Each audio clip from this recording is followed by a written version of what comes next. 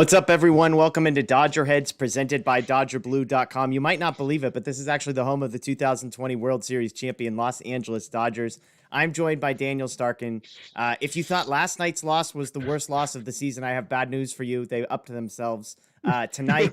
Daniel, we got a crowded room. We got tons of people joining us on Facebook. We got tons of people joining us on Instagram, YouTube, on Periscope, on Twitter. Dodger fans have some things to say. We're going to give you space to do it. Daniel, as we start off, how do you even sum up what just happened? I was just going to say, I have no clue where to even start. I mean, obviously we're feeling good for most of the night there. As soon as, Kenley comes in, you're not feeling so good anymore. Although I will say they still had their chances. So many things just went wrong in that inning. So many people to blame here. I don't blame one specific person. If like 3 or 4 guys do their job correctly, like that's an easy win. But it just didn't go that way. And it was, like you said, it was easily the most brutal loss of the year. One of the most brutal losses I could remember. Obviously, we had one of those in the World Series last year, but that memory has kind of faded since they won. This memory is not going to fade for a very long time. Yeah, tons we could talk about tonight. I thought we were going to be talking about a Will Smith home run that at this point is basically irrelevant. We will talk Walker Buehler, but let's just start where everything happened, which is the ninth inning. Top of the ninth, Kenley Jansen comes into a 3-1 game for the Dodgers. Now, the context here is very important because there's a lot of pieces you have to understand before you can even understand what took place in the ninth inning. Walker Buehler gets them all the way through 7 1/3 innings. Maybe could have stayed longer. They make the decision to pull him out. Blake Trinan comes into the game. Blake Trinan throws 6, maybe 7 pitches, gets through the 8th inning. And I'm thinking a night after Blake Trinan threw 9 pitches and a night after Kenley Jansen threw 27 pitches, which, by the way, was his season high in pitches, I'm thinking Trinan gets the ninth. Kenley is warming. They bring Kenley Jansen out. So again, one night after setting his season high in pitches, Jansen is back in. He has blown back-to-back saves. Jansen is in. Strikes out Yaz. Gives up the single to Flores. Gets a strikeout of Dickerson. Then we get a Solano smashes a double to dead center. He faces Jason Vosler, who is a rookie who I admittedly can't say I had heard of before tonight. He's Brett Phillips' brother, probably. Probably. Jansen gets a hit of him. 1-2 in the count. Ball. Walks him to loads the base. None of them were close, by the way. Like if you throw one like close to the strike zone, you probably get a swing there. But yeah, no, none of them were close. And more in the guys I've never heard of before. Tyro Estrada is next up for the Giants. He grounds out to shortstop, and you're thinking this game is over. Chris Taylor takes his sweet time, lets the ground ball come to him, throws it to Sheldon Neuse, who makes no effort to stretch off of the bag, and the play's safe. And they call the out. You watch the replay. It sure looked like it was 50-50, but probably leaning safe if I had to guess. They call it safe. On that play, real quick, I know Neuse gets a ton of flack for not making the stretch, which obviously is on him. I was more just as frustrated with Taylor. I mean, if we're going to talk about expectations for players there, Neuse is the guy who's a defensive replacement who's just come into the game. He's not a major leaguer. None of that is to excuse what he did, but I just felt like Taylor, it was a slow ground ball. He made no effort to come quickly to and made no effort to really make a quick throw to second base. What did you make of that play? Was it all on Neuse? Are we going 50-50 on the blame game there? Yeah, I definitely think Taylor gets some of the blame. I will say, though, like, yes, he went slow, but I'd rather have that than like rushing and throwing the ball into right field or whatever. Like he took his time. He knew they only needed one out. He knew he was going to second. He should have gotten rid of it a little faster. But I mean, if Neuse stretches like a first baseman, then, it's a moot point, like the out is clearly there. If he stretches for some reason, he looked like he was like trying to turn a double play or something when there's 2 outs. Get the out at second, the game's over. If he stretches, that's the case. But he was just, I don't even know what happened. He had a brain fart. He wasn't sure of the outs. He wasn't sure of the situation. Like I have no clue what happened there. He didn't even make any effort to stretch and it cost him. Yeah. So the bases remain loaded. Kenley Jansen remains in the game to face Darren Ruff. It's a 3-2 ball game now with the bases still loaded. Kenley Jansen has now thrown 25 pitches. Again, this is one night after throwing 27 pitches, which I will repeat once again, was his season high up until this point. He had thrown 26 pitches twice. So he has now thrown the most pitches one night, and he's basically tied for third most pitches the night after. Ruff is up, 2-0 count, nothing close. He gets a called strike, which was 4 inches off the plate. Ruff chases another ball just as far off the plate, 2-2. Kenley misses badly to work a full count. Foul ball, and then he walks him on a check swing. And did he go around? Clearly he did, by all accounts. Blake Williams, one of our writers, pointed out that there isn't technically an official rule. I'm going to take Blake's word for it. There's not technically an official rule of what it means to check swing. It's entirely a judgment call based on how it's historically been called. That's definitely a check swing. Should have been called strike. Although as a Dodger fan, I sort of in parentheses pointed out, we kind of got lucky that it was even a 2-strike count up until that point. So it's hard to be too mad. Roberts gets tossed, goes after the first base umpire. And then the biggest moment of this whole thing, because even at that moment, the game is still tied. The Dodgers have not lost the game. Kenley Jansen is now at 33 pitches after the 6-pitch at bat there. 7-pitch at bat. So 34 pitches. Which he didn't throw like any strikes. Nothing he threw close. Like 1 strike to like 2 batters. Like Totally. So nothing close. He has now walked Vossler. He could have gotten Estrada out. He has now walked Ruff. And then Dave Roberts gets tossed. Lamont Wade Jr. is coming to the dish in a 3-3 game with the bases loaded. Bickford has been warming for 3 batters. Nobody brings him in. And Roberts has been tossed. I mean, obviously on his way out through the dugout, he can turn to Guerin and say, hey, go get him. But he doesn't. Guerin doesn't come out and get him. They leave Jansen in. He singles. Ball game over. Bickford comes in. 1 pitch, 1 out. And it's a mess. It's an absolute mess. So to me, there were a couple things going on here. So Kenley Jansen had a 1.24 ERA entering the All-Star break. And I know we got tons of comments on YouTube and Facebook there coming fast and furious. So we're going to get to those in a moment. He had a 1.24 ERA entering the All-Star break. Kenley Jansen did. So I think one thing I want to say is we can say that Kenley Jansen was really, really good for the first half of the season without saying he's just trash, right? We could say he's been bad the last few days. Since the All-Star break, 2 innings pitched, 9 hits, which probably 8 hits because the Taylor noisy play was ruled a hit. 2 innings pitched, 9 hits, 8 earned runs, 4 walks, 3 strikeouts. He's recorded 6 outs. He's allowed 13 base runners. He's allowed 8 runs to score off of them. And you could say he's lucky it's only 8 because Bickford stranded the bases loaded for him tonight. So, I mean, on 1 pitch. On 1 pitch. The cutter was a disaster tonight. I mean, that's his go-to pitch. Yeah. If you want to know if Kenley Jansen has it or doesn't have it, can he get swings and misses? I believe he had 1 swing and miss on the cutter all night. The first 2 hits he allowed were both off of the cutter. I mean, we know I'll leave it here. I cannot believe he even entered into this game. I can't believe he was allowed to pitch as long as he did. And I'll say that 3 different times. He should have been taking out 3 hitters before he was actually taken out. Absolutely absurd. That's why I titled this video, Jansen blows it, Roberts falls asleep. I can't believe they put him in. I can't believe they left him in. I can't believe they left him in again. I can't believe they left him in one more time. The Dodgers lose. They're now 3 games back of the division. This is a horrible, horrible loss for the Dodgers.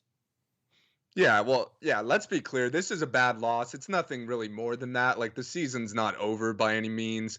They haven't lost the division. Like, they're 3 games out. They play the Giants 3 games next week. They play the Rockies. They play the Diamondbacks. Those are the next 3 teams they play. So there's potential for a lot of wins in there. So let's not lose sight of the greater picture here. But yeah, it's definitely incredibly frustrating. You just laid it all out. And I'm going to go back even an inning before, because that's kind of where it all started. Like, Walker Buehler, who we'll get to, was incredible tonight. Was in control all night.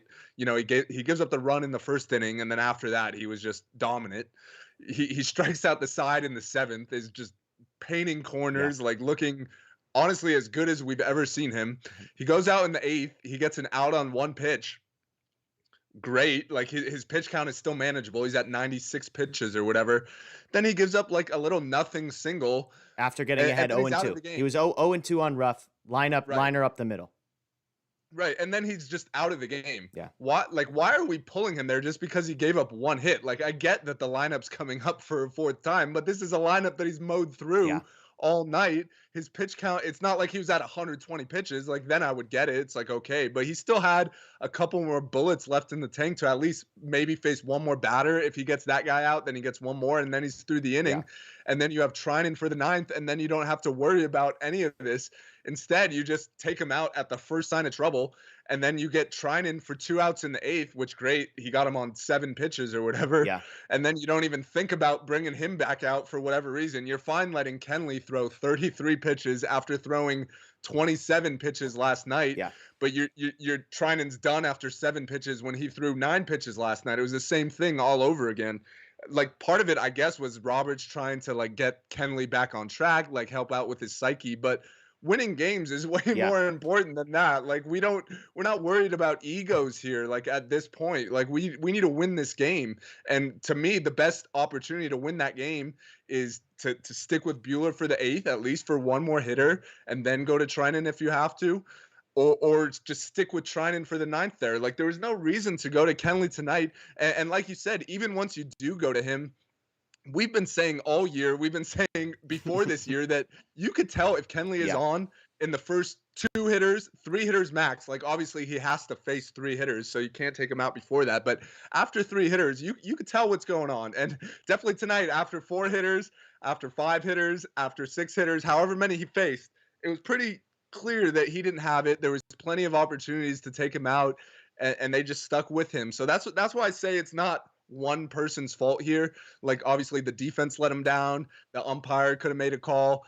Dave Roberts could have taken him out sooner. So I'm not putting all the blame on Kenley, even though he deserves some of it. Like you said, he couldn't throw a cutter for a strike, and that's his best pitch. Like, you're not going to be very successful when that happens. But it was just a complete organizational failure all around. And it's frankly, it's embarrassing. Like, that was the most winnable game. Like, they were 1 strike away. There's a guy named Buehler who Giants fans haven't even heard of at the plate, and you got him 1-2, and you don't even throw a competitive pitch after that. Like, it's embarrassing. I know I'm not gonna say like, oh, like Kenley doesn't care or the players don't care. Like, they're even more mad than we are right 100%. Now. I can guarantee you that. So we don't need to, continue piling on the players or anything like that. But it was just rough. And the worst part was you could just see it all happening like right in front of your eyes. But for some reason, Dave Roberts is the only one that couldn't see it. Yeah, no, absolutely. And there's a lot there. One thing about Jansen, I will say, is, and we've got a lot of people in the chat talking about Trinan. Is he the closer? We're going to get to that in a second because I do want to get there.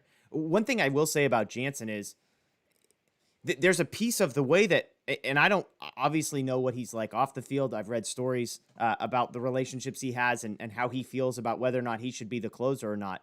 But he does have this air about him where moments like this, it feels like he forces himself into. Like a guy like David Price, for example, comes into the season, he says, hey, whatever you need me to do, I'm going to do for the team. You need me to start, you need me to relieve, you need me to close, whatever. Just tell me what to do and I'll do it.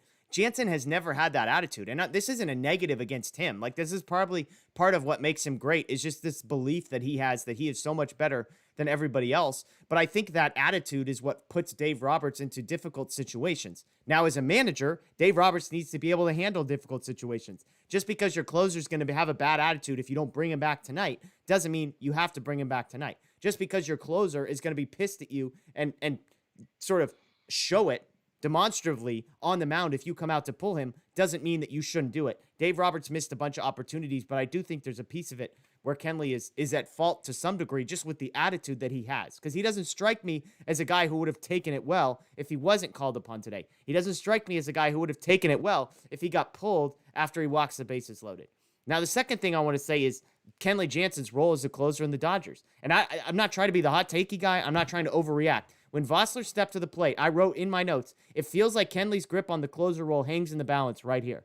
Because you've blown 2 in a row, and you've got a rookie up in Buehler who is no good, right? And you've got a guy behind him in Thairo Estrada who I'm guessing, without knowing anything about him, is probably not good. And he blew it. And so I'll ask you the simple question. 4 days from now, when the Dodgers bullpen is fully rested, is Kenley Jansen still the definitive closer for the Dodgers? Do you, I think, let me ask you what you would do, and then let me ask you what you think Dave Roberts is going to do. Well, I'll just start with Dave Roberts to get that out of the way. I think Kenley's still the closer. Yeah. Like, this is something we've been witnessing for 4 or 5 years now. Like, this isn't some new thing. Yeah. Like, that's what makes it even more frustrating because we've seen it happen so many times. And that's not saying Kenley hasn't been great. Like he's obviously saved his fair share of games, but it feels like the bigger the game, the more likely he is to not have it or whatever. So if it's up to me, I definitely think you have to look at other options. I'm not saying remove him from the closer role completely. I think for me, it's always been about matchups or whatever, Yeah. or like when you see a guy like Trinan has it the way he does, which is most nights, if we're Yeah. being honest, like why not stick with him? He threw 7 pitches, no balls were hit hard. Like that guy is one of the hardest guys to hit. Like if you're just talking about his pitches, like why not just stick with him in a situation like that? And then fine, he threw 2 innings tonight. He's down tomorrow night. Then you go to Kenley or something like that, Yeah. like or when Jimmy Nelson gets back, give him some opportunities. Corey Knebel is another name who he's about to head out on a rehab assignment. He's probably still a ways away from being back, but if he looks anything like he did to start the year, give him some Yeah. chances. It's not like they don't have options. Like there's been other years where Kenley has faltered, but like when you look at the bullpen, it's like, well, who are you going to go to? Yeah. But this is not really the case. Like I know they don't really necessarily have like a top 5 reliever in baseball by any means, but they have plenty of solid options that could come in and get outs and miss bats. And that's the key when you're trying to close out a game, especially with runners on base. You have to miss bats.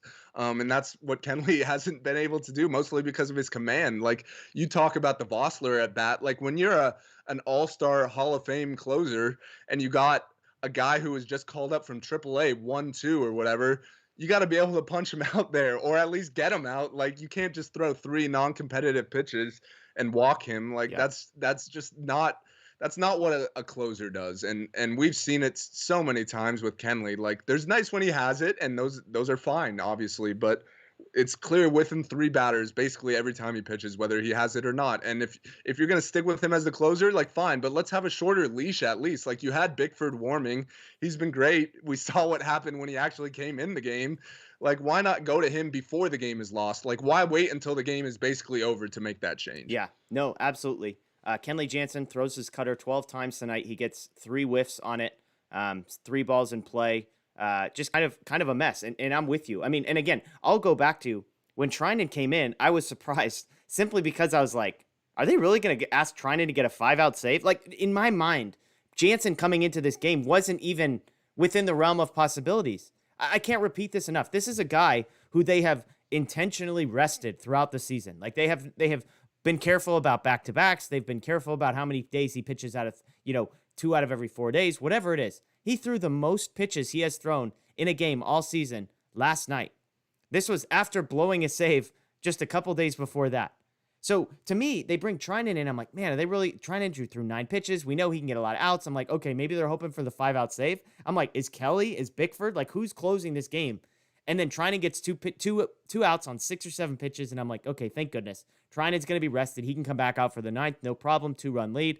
And then it's Jansen. And I mean, like, again, at the risk of just repeating myself, it's crazy to me. It's crazy to me that he was left out there. As soon as the cutter is not missing bats, you've got to know. And I almost joked when they got 2 strikeouts in the first 3 innings. I say we call this the Kenley Jansen experience. We call it a roller coaster. Typically, it starts out low and ends high. When it starts high, I get a little nervous because if it starts up, it means it's got to come down at some point. That's exactly what it does. Again, we can blame Noisy. We can blame the umpires. None of that matters to me because I think Roberts blew it with the decision making. I think Kenley just didn't have it. And I mean, look, you could say, oh, he has to get 4 outs, etc. Okay, he faced like 12 batters, it felt like. Like, to get 4 outs should have been expected from a guy if you want to be the elite closer, if you want the ball in days like today. Yeah, just get out the guy from AAA, and then that's not even an issue. Or the AAA like, guy that comes up after him, right? Like, you've got multiple options here, and he can't do it. So, again, we don't need to. I think we said our piece on Jansen and Trinan and Roberts. Lots of people. I'm looking in the chat. The chat is going fast and furious. This is the biggest night we've had, which unfortunately tragedy is good for ratings apparently, and tragedy is what we had tonight. I bet you could guess what question I'm getting in the chat a ton. Daniel can't see the chat. Can you guess what question I'm getting in the chat, Daniel? should they fire Dave Roberts or what closer should they trade No, for? nailed it. Craig Kimbrell's name. Craig Kimbrell's name is all Yeah. over the place here. There's no questions about should Dave Roberts be fired. I think our commenters are pretty convinced that it's not a question at this Yeah. point. I would like to remind those people the Dodgers won the World Series last year. So you can keep dreaming if you think Roberts is going to be fired. How much would it take to get Craig Kimbrell? I threw a crazy proposal at you last time. We don't need to rehash that. But what do you, I mean, we know the Dodgers aren't going to overreact. Yeah. In the last week, is there anything you've seen out of this bullpen that makes you think there is a greater need for going and getting, because we said it on our show. If you missed our show on Monday, we went through about 13 possible trade options, starting pitching and relief pitching. And in the relief pitching market, I said the only guys worth adding are guys that you trust more than a guy like Phil Bickford. Like if Bickford should be your line, you don't need anybody below Bickford. If you want to go and get someone who's better than Bickford, better than Joe Kelly, someone you trust more, then knock yourselves out.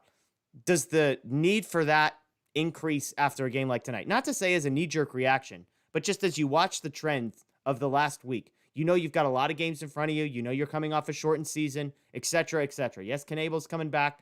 Yes, Gratterall hopefully at some point. Does the need for a relief pitcher like Kimbrell, like Rogers, like the guy Rodriguez from Pittsburgh, has the need increased after the last two nights? I will also say Ken Rosendahl put out a report about an hour ago that says the Dodgers have interest in Ian Kennedy, who's the closer for the Rangers. So there's another guy you could add to that list as well. I definitely think they need to get someone. The problem is outside of Kimbrell, no one they could get is like a clear-cut better option for the ninth inning. So yes, they can and they're gonna get someone, but I don't think that really solves the issue because that's just another guy to add to the mix. I don't think unless they get Kimbrell, I'm gonna say I don't expect them to get Kimbrell. I think there's a lot of other teams interested. I think the price tag is gonna be high, and we haven't really seen Friedman give up big-time prospects for relievers in the past. So I think they're going to get someone that's good, but the problem is that it's not a clear-cut option for the ninth inning over Kenley. So you're in the same predicament you are now. I think they got good options. Like if you're talking about Blake Trinan, who we've talked about a lot, guys I mentioned already, Jimmy Nelson and Corey Knebel coming back. Joe Kelly's been throwing it well. I think you just got to give guys, a shot and see what happens. See if anyone emerges between now and the end of the season. But yeah, I definitely think they need to go out and get someone.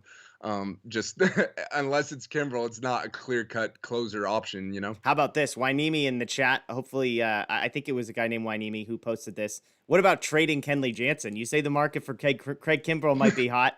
What do you think about, could you flip Kenley Jansen in a move where maybe you go out and get a guy like an Ian Kennedy and you move Jansen out just to sort of, I don't know, for culture purposes or just to ease the blow? Yeah, I will say we talk about the ego thing and Dave Roberts, kind of babying Kenley just because he's worried about his ego and Kenley has said he's the closer and blah blah blah. I guess that's one way to solve that issue is if he's not on the team anymore, then you don't really have to worry about that. I'd be in favor of that. I'm not expecting the team to actually do it to a guy who's been given this franchise everything for the last 10, 11 years or whatever. But honestly, it would make some sense. Like he's in the final year of his contract. He's a free agent this winter. They're probably not re-signing him. Yeah. So if you could, even though Dodger fans are frustrated, I'd say Jansen's reputation around the league is like still pretty good. Like there's a lot of teams that would be interested in him. You could probably get like a legit prospect, probably not a top 100 prospect, but you could get a solid prospect. And we've seen what Friedman does in those type of deals in the past. So I'd be in favor of it, but I'm not expecting it to actually happen. Like that just sounds too good to be true if we're being honest. Yeah, he's probably the second best relief pitcher that would be available on the market. We're talking about names like Ian Kennedy, Richard Rodriguez. Like Jansen's numbers are going to be better than all those guys. Now, when it comes to cost and control, you might have some other factors there. But yeah, I'm with you. I don't think it'll ever happen. But I have been sort of the mind, even dating back to the preseason when I was joking about trying to go and get a guy like Josh Hader. I was, hey, if they're going to bring someone in, the only way that this doesn't blow up the bullpen culturally is if he is clearly better than Kenley Jansen. And Jansen can look at him and say, I understand why I'm not the closer anymore. Because anything short of that, it feels like drama is right around the corner. And again, I hope this isn't coming across. This piece of it, Like, there's plenty I've said negatively about Jansen. I am not trying to be negative about the pride and the confidence that he has in himself, because I genuinely do believe that's what made him an elite closer. And I mean the word elite closer over the past decade, basically, for the Dodgers. The problem is when you get to the end of the road and the confidence is still there, but your skills and abilities are not in line with it, then it becomes a problem. For a team with the aspirations that the Dodgers have, I think that's problematic. I think it's something to be wary of. So I think we've done enough on the Jansen piece. I think we've done enough on the Roberts piece. Let's shift gears. We'll talk a little positivity.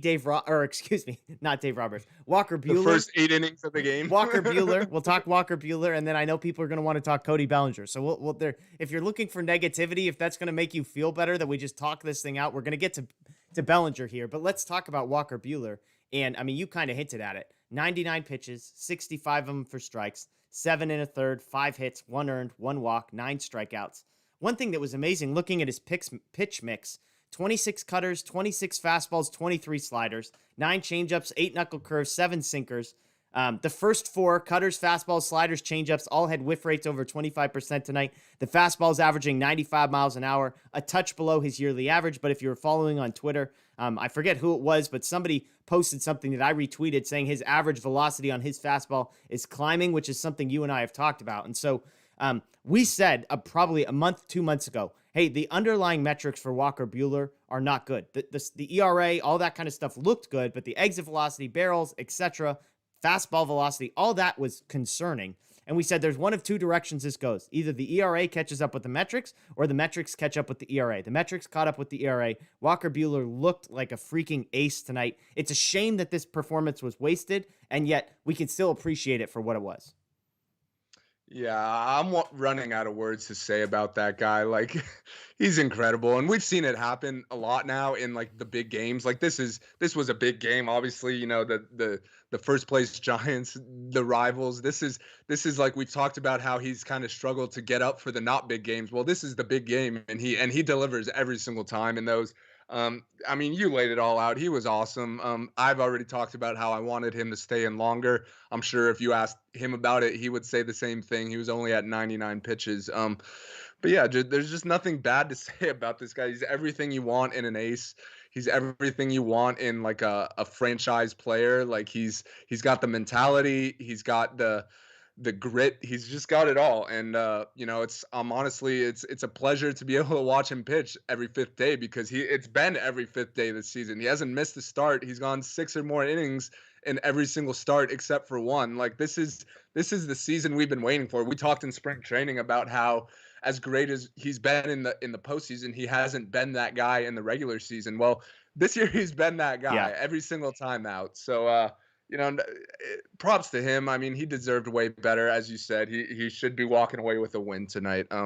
You know, it's unfortunate. I feel for him. Yeah, and we didn't get to talk last night, but same story for Urias. Last night, Urias, 7 innings, 3 hits, 1 earned, 1 walk, 5 strikeouts. So those 2 guys, in a stretch in which the Dodgers desperately need length from their starting pitching, give them 14 1/3 innings and 2 earned runs, and the bullpen, Kenley Jansen specifically, blows it in 2 consecutive nights. One other thing, not to bring this all back to Jansen, but you said something earlier, like, why not just let Buehler get through the 8th and then bring Treinen in for the 9th? What's so fascinating about how all these dominoes fell is it feels like the plan all along was to get Jansen in the 9th. Like that was set in stone. And so the reason they probably felt comfortable pulling Buehler after 7 1/3 at 99 pitches was because they said, hey, we know Treinen is not going to be our closer, so we could just go to him for 2 outs here, no problem, sweat-free. Because, like, if we're being honest, if you need 2 outs, you feel better about Treinen in that spot than you do about Buehler. At least I do. Like, I felt better because, look, he's at 99 pitches. We know he's been deep, but it's 7 1/3. He had just given up a rope of a single, even though he got a quick out and an 0-2 count before that. So what's fascinating to me is I agree with your process is like, well, if Treinen's your closer, then you let Buehler go. The fascinating thing is the reason that I think Buehler got the quick pull is because they were so committed and so dead set on trying to get Jansen back in this game, which is just, again, mind-boggling. Yeah. And let me just be clear. When I'm saying Buehler should have stayed in, I'm not saying that Treinen wasn't a better option in that spot. I'm just saying I'd rather save Treinen for the 9th because Kenley is not the better option. Like, option there. So yeah, I mean, and I'm with you. I think like let's say they would have stuck with Buehler and he gets through 8. I would not have been surprised at all if they like sat Trinan down and said, "All right, like Yeah, Kenley, totally. the ninth is yours." Like it definitely seemed like that was the clear intention, and that's the root of the problem right there. Like that shouldn't be the intention, because the intention should be to win this game. And Kenley in the ninth there was not the best option to win this game. A lot of the times he is, but considering the recent outings he's had and considering how he looked to the first few batters, Yeah. like it was pretty clear he's not the best option there. So yeah, I mean, now we're getting back to the same conversation, but yeah, it was just all really unfortunate the way the dominoes Yeah, fell. and it's like one of those things again, like you said, I'm not trying to keep getting us back to the ninth inning here. But the thing is too, is like this particular game, like, look, there are moments in which it's like, hey, if you want to get Kenley Jansen back, like if he had blown this game and you're pitching against Colorado tomorrow in a 3-1 game and you say, hey, we want to run Kenley Jansen back out there, get his confidence Yep. back up. That's a whole different situation than in a game in which you're playing the team that is beating you in the division. You're winning, and it's the difference between 1 game back of the division and 3 games back of the division. This was absolutely the wrong night. Absolutely everything mistake there. And so I think that we've talked enough about that. But Walker Buehler, fantastic. Just to recap the game, then we could do player of the game, and then we'll get to some Bellinger and some questions here. Actually, we'll do this. Let's recap the game, and then if people have questions, we'll do a mailbag there. We've still got a good crowd with us, so I appreciate that. I mean, so the game starts top of the first. The Dodgers are down 1-0 before you even blink. And it was a fascinating Yeah. thing because Wade double first pitch of the game. He's not waiting on anything. Buehler's trying to just probably get a quick strike, a cheap strike. Wade smacks it into the left center field for a double. Buehler doesn't even, I mean, we've talked about the Dodgers' inability to hold guys on base. I remember 2 pitches before he stole third. Buehler's not even looking at him. Buehler's not even pretending to try and hold him on. Sure enough, he swipes third, which matters because all Buehler does from there is allow pop up, pop up, pop up. Well, the problem is the guy's standing on third, so he scores on a sacrifice fly. Dodgers are down 1-0. Dodgers respond 3 straight singles, Taylor, Turner, Muncy to tie the game 1-1. Smith strikeout, Beatty double play. Dodgers waste first and second there with no outs. And if you want to talk about one of the problems for the Dodgers, how about non-1 through 4 hitters for the Dodgers tonight? The bottom of the lineup was, let's see, 2 for 18 tonight. 2 for 18 from your 5 through 9 hitters. That's the problem. I mean, they get 3 straight hits. Will Smith strikes out, but you're like, oh, we don't trust anybody, actually. Maybe A.J. Pollock in the 5 through 9 hole down. Walker Buehler comes back in the second. He looks great. Escapes the first and third situation with 1 out, back-to-back strikeouts. Bottom of the fourth, Turner reaches. Will Smith home run. Dodgers up 3-1. Will Smith got all of that one. Smashes it into left center field. His second big home run in as many games. Bottom of the seventh, kind of a big moment. Now looking back after knowing what we do, the Dodgers had first and second with nobody out after A.J. Pollock ground ball results in a 2-base error. McKinney walks. Buehler can't get the bunt down. That was kind of a big moment. He watches strike 3, fastball right down the pipes. Taylor fouls out. Muncy grounds out. So there's a chance right there to extend a lead, to give yourself some breathing room, maybe to give Walker Buehler a little bit longer leash, maybe to get Kenley Jansen a night off. The offense can't do it. And from there, it's all there, and that was one of those moments where I know you said on Twitter that you were glad that Buehler didn't have to go stand on the bases for a while. I actually, in my notes, again, I said, hey, long inning here, 2 pitching changes. Is this good or bad for Buehler? Like, we know he's at 95 pitches. He had struck out the side in the 6th inning.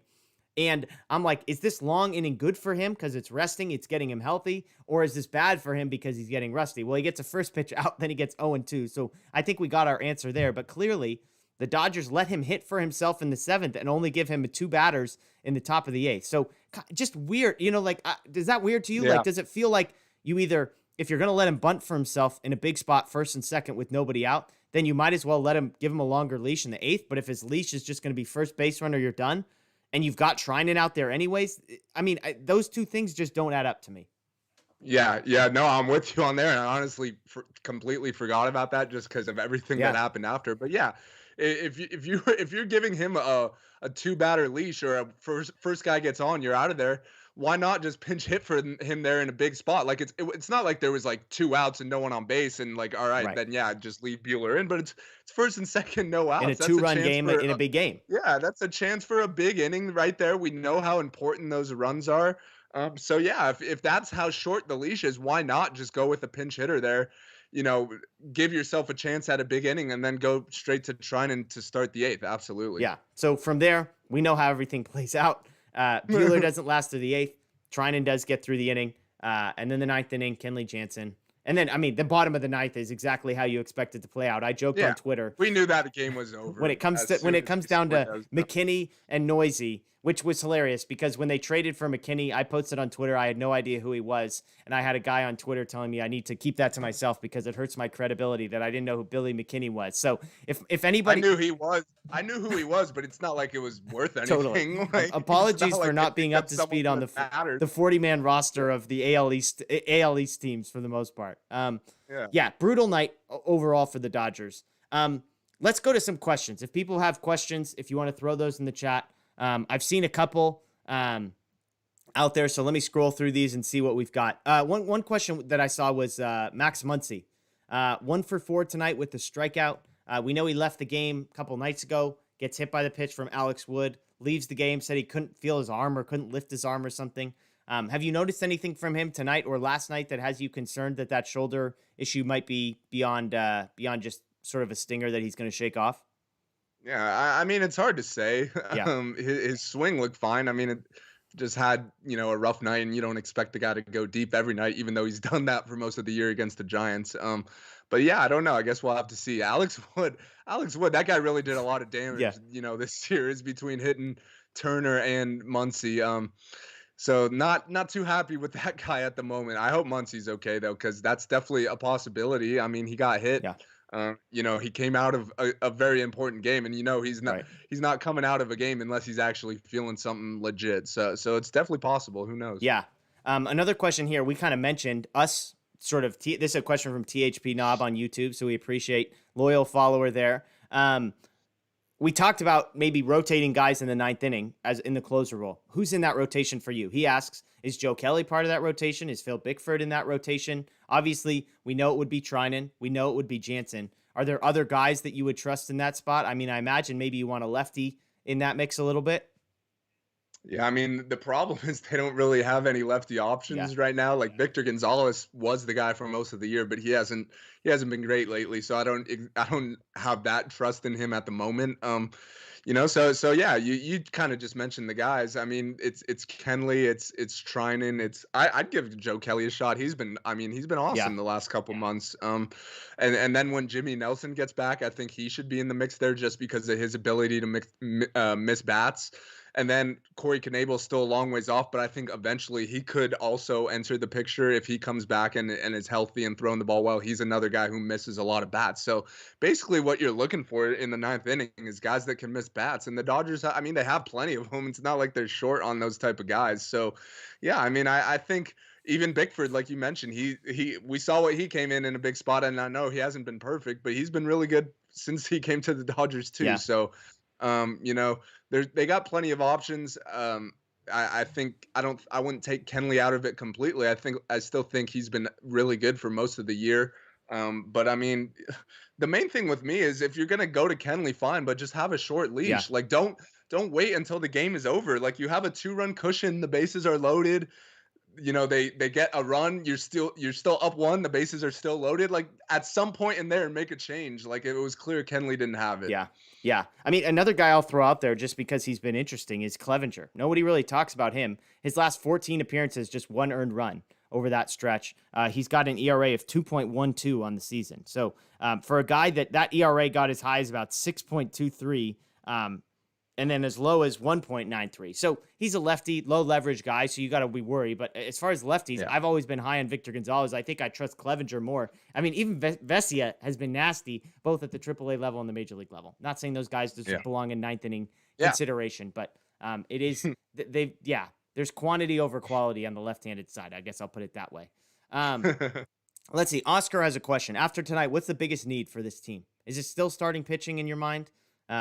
Is there a need for a bat with Seager not back yet? Mookie struggling with injury.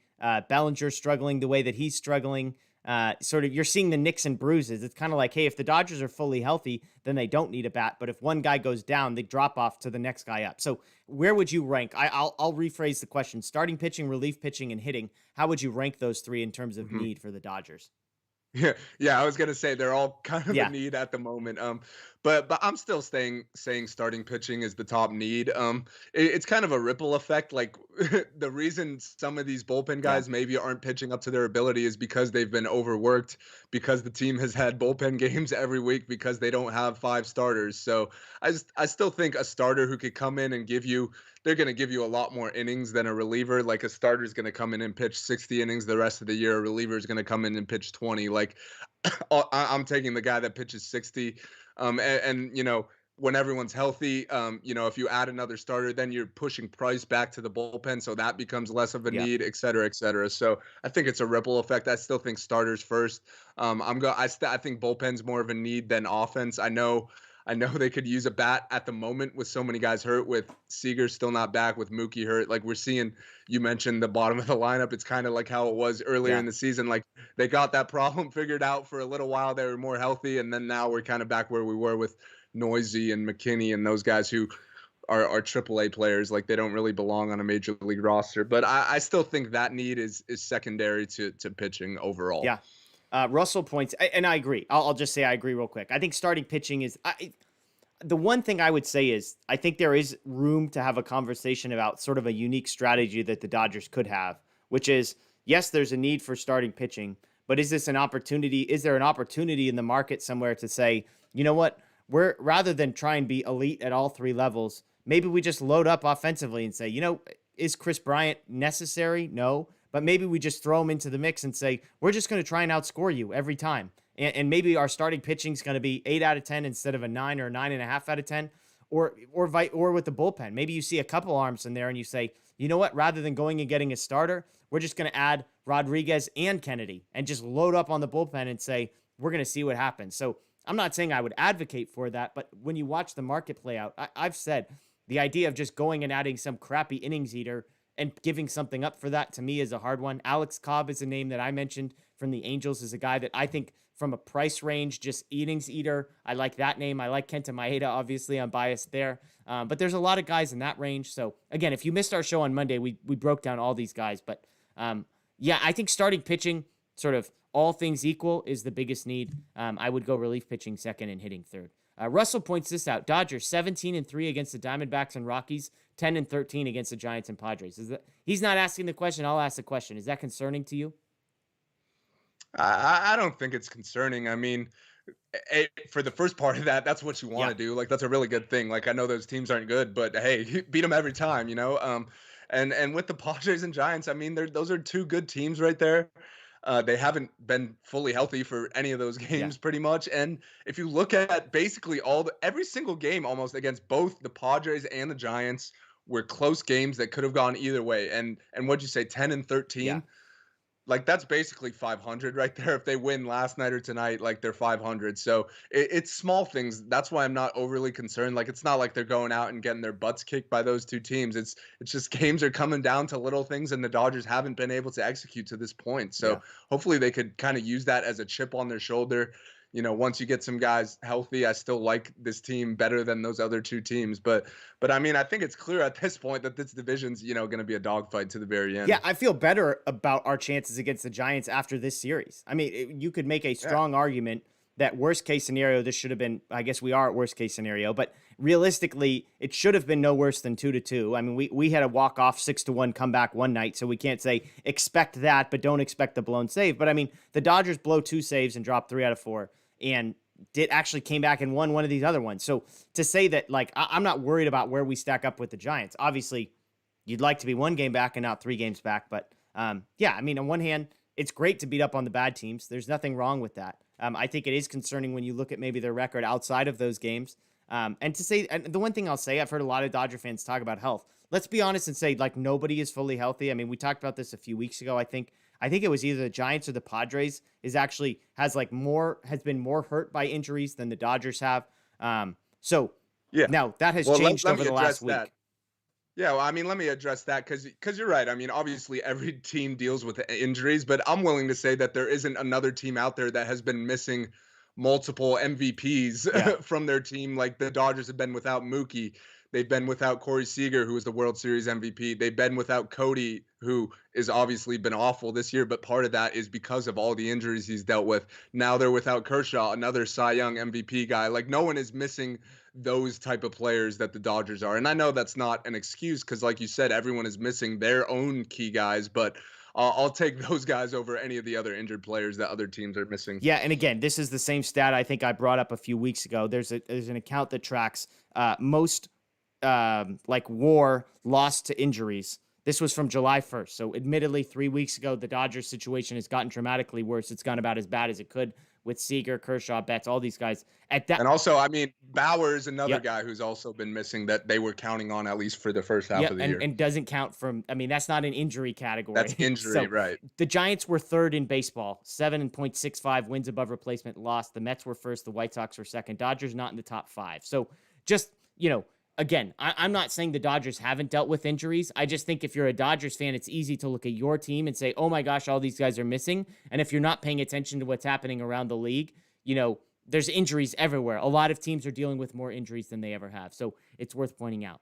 One thing I want to say real quick, a bunch of people talking almost critically of Mark Pryor. I don't see what you could possibly be critical of Mark Pryor. It's not his decision to put Jansen into the game. It's not his decision to leave Jansen in the game. I think it's pretty abundantly clear that it's not his sort of responsibility to fix Kenley Jansen necessarily over the last couple of days. But I mean, yeah, while we're on that though, if you look at the year Jansen's had, a lot of it is because of some mechanical changes he made, which is a credit to Pryor and the job he's done. And if you look overall at the Dodgers pitching staff, they have the best ERA as a staff in baseball. They've been getting contributions from a number of different guys. Like, all of that is part. I mean, I'm not giving Mark Pryor all the credit. Obviously, the players get a lot of credit too, but I think he's done a fine job. And like you said, you can't blame him for who goes in the game or not. That's the manager's decision. Yeah, absolutely. Absolutely. Well, let's do this. We got a few minutes left. I do want to talk Cody Bellinger because that's been the other topic, major sort of. I charted his at-bats tonight because I wanted to track it and see how this played out. So he was 0 for 21, 0 for his last 21 coming into the game, 5 for his last 69. He tacks on an 0 for 4 onto that. So he's now 0 for his last 25, 5 for his last 73. The first at bat, he gets ahead 2-0. He watches a slider. He swings through a slider. He gets called out on a slider that was about 3 inches off the plate. So yes, the first one goes down as a strikeout. I'm not saying he would have done a whole lot better, especially based on the next 3 at bats. But let's just put things in perspective. The first at bat, he got robbed. Should have been a full count. Instead, he's called strike 3. Second at bat, ball, slider on the right edge, called strike, borderline, gets called a strike, ball, 2-2 on for a foul ball, grounds out to second, 100 miles an hour exit velocity. Hit that one hard, yeah. Third at bat, first pitch, pop up, 100 mile an hour exit velocity, popped way up, 100 mile an hour of exit velocity. At bat 4, goes down 0-2, pops out. One thing what's fascinating, 9 of the 11 pitches that he saw in his first in those 4 at bats were off speed. So clearly you get fastballs up and you get off speed down. He can't touch it. We talked about this a little on Monday. I mean, he has not gotten a hit since our last conversation. So, I mean, I'll ask the same question I guess I asked you on Monday. How concerned are you? Yeah, I mean, the book is clearly out on Bellinger right now. You just said it. It's fastballs high and it's breaking balls low, and he's going to chase them every time. And I don't even think that's the biggest problem. I think the biggest problem is that he's missing the hittable pitches that he gets. Like, you might only get one hittable pitch in at bat, and that's fine, but you got to make the most of it. And that's what we've seen him do in the past that he's clearly not doing now. Like, he'll get a fastball down the middle and he'll pop up or foul it off or whatever. And then next thing you know, you're down 0-2, and then you can't lay off the high fastball. So he's got to be better with the pitches in the zone. And obviously you want him to lay off the high ones and the breaking balls low. But I mean, it's definitely concerning, but the problem is, what's the alternative? Yeah. Like, do you want to see more Sheldon Noisy at bats? Do you want to see more Billy McKinney? Do you want them to call back up DJ Peters or Zach Rex, who they just sent down after going 0 for 7 with 6 strikeouts in a couple games? Like, it's not like they have a better option right now. At least Cody gives you the defense in center. Like, that hasn't slumped at all. So yeah, you kind of just gotta wait it out right now and hope he gets through it. Like, it's bad. 0 for 25. You said 5 for 70 or whatever. 73. 70. That's as bad as it gets. I think someone tweeted you that he has like the worst batting average in baseball for everyone who's had 150 or more plate appearances. So it's bad, but you just got to hope that at some point he'll figure something out. He'll tweak something.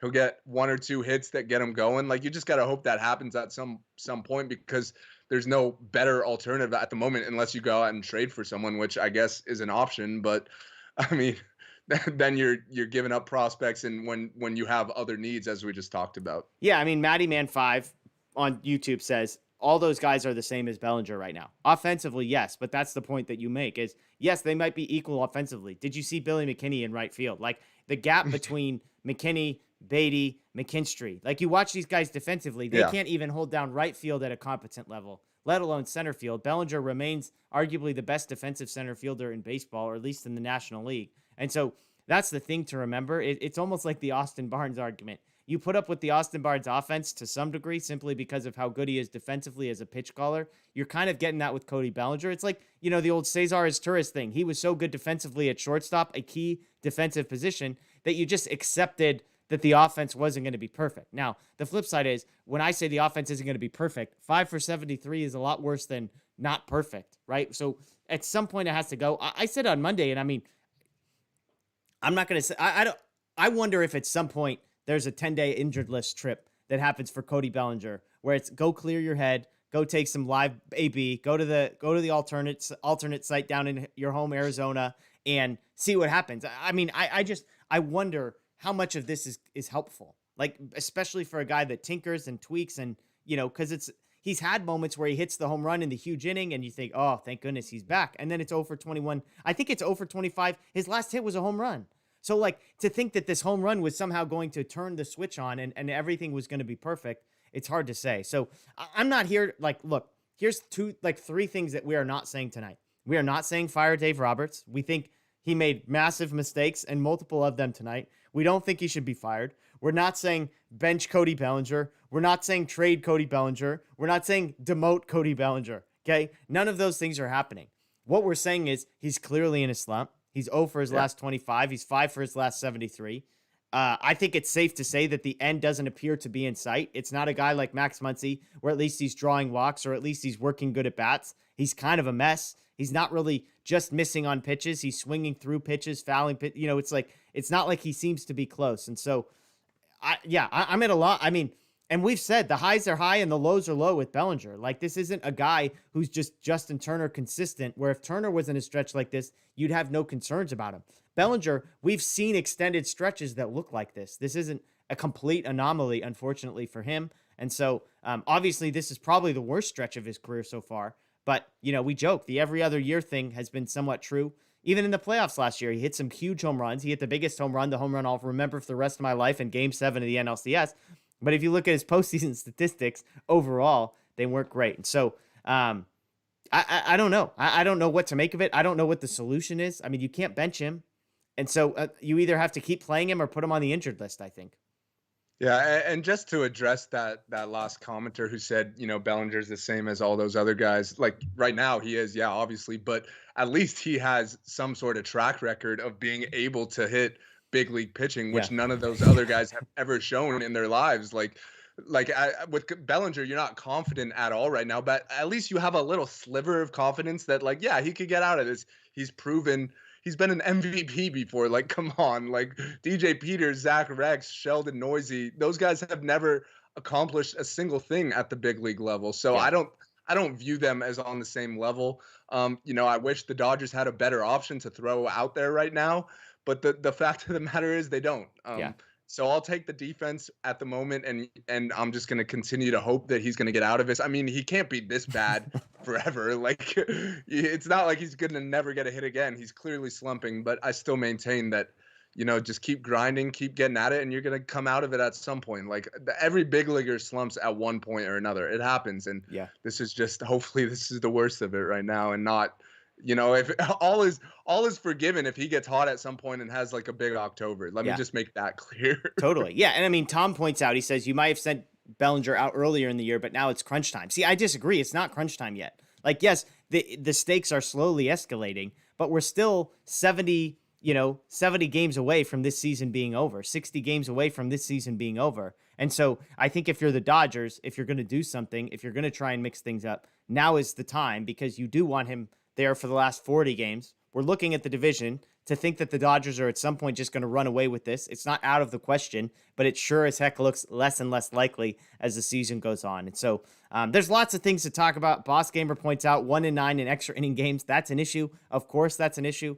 1-run games. Well, I'm just glad they didn't tie it up in the ninth tonight, because if it went extra innings, we all knew what the result was going to be. Yeah, absolutely. Absolutely.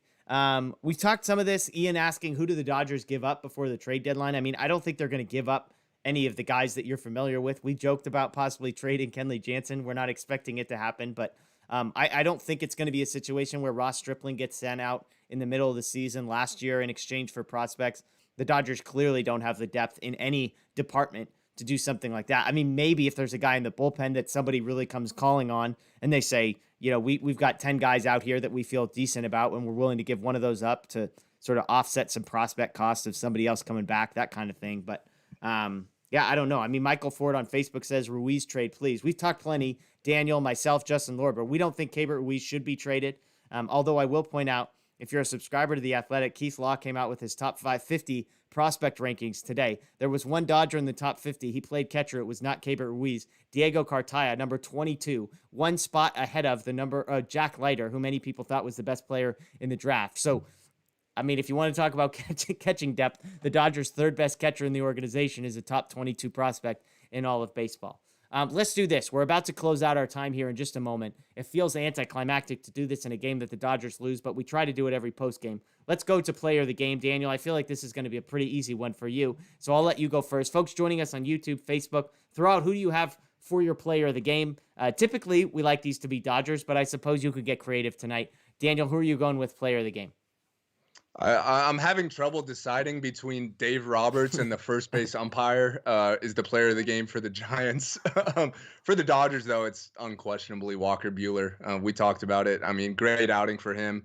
Will Smith probably is the other guy who deserves some consideration for the homer. But I'm going Walker Buehler for the Dodgers, and for the Giants, it's Dave Roberts and the first base umpire, and Sheldon Noisy. He could get some in there too.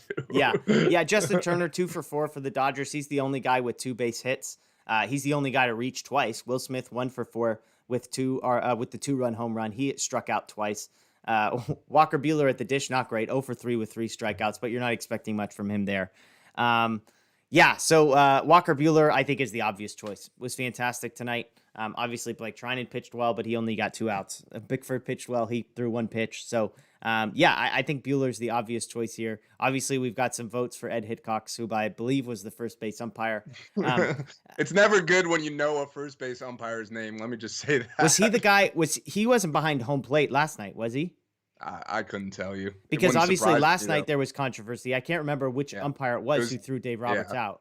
I mean, I remember the pitch was a Victor Gonzalez pitch that he walked in a run on that should have been a strike, but I don't remember who the umpire was. Yeah, and I mean, it sure seemed like Dave Roberts. If I had to guess what he was saying, it felt like something like, hey, this was payback for last night because of Roberts getting ejected or something like that. And I'm just speculating there. I'm not even trying to read lips there. But we'll see.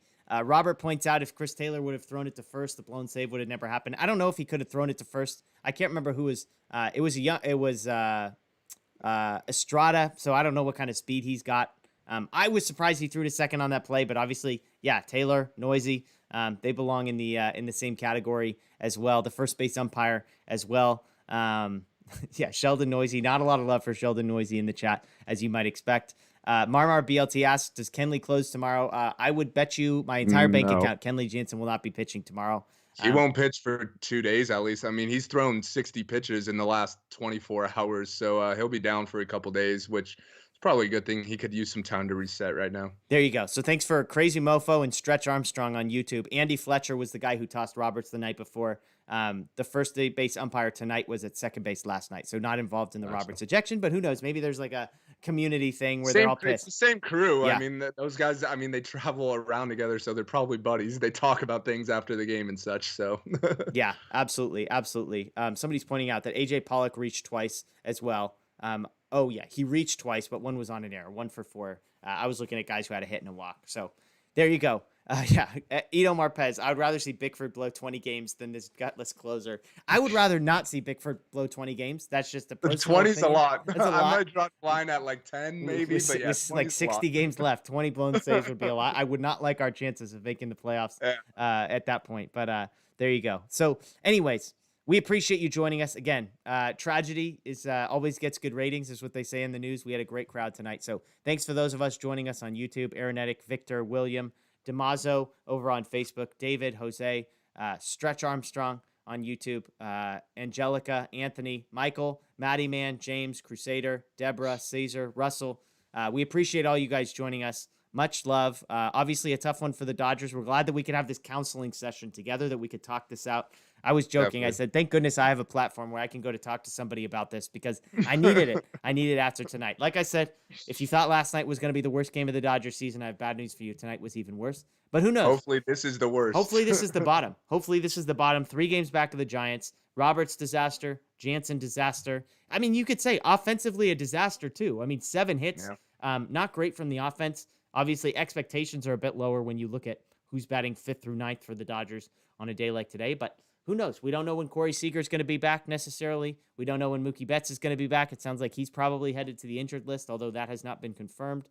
Cody Bellinger's a mess. Max Muncy, Justin Turner both got hit and had to leave the game 2 nights ago. Clayton Kershaw's on the injured list. Trevor Bauer's got a hearing tomorrow. It's not a good time. It's not a good time to be a Los Angeles Dodgers. And yet, second best record in the National League, 3 games back of the Giants. The season is not lost. The season is not over.